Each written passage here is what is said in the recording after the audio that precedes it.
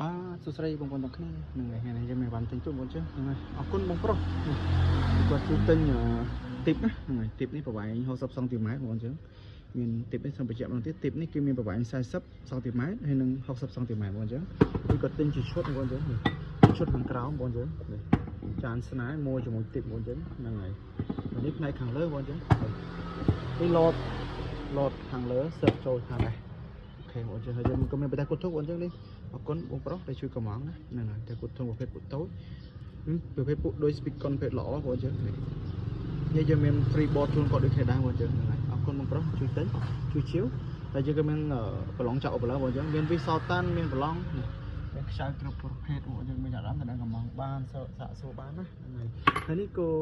អណ្ដាត1002បងប្អូនចឹងហ្នឹងហើយតាសៀនបងប្អូនចឹងហ្នឹងហើយបងប្អូនចឹងពេញចិត្តអណ្ដាតរុំប្រើអណ្ដាតរុំបងប្អូនចឹងចាប់បានសៀនតែនឹងកំងបានបងប្អូនចឹងហ្នឹងហើយនេះសៀវ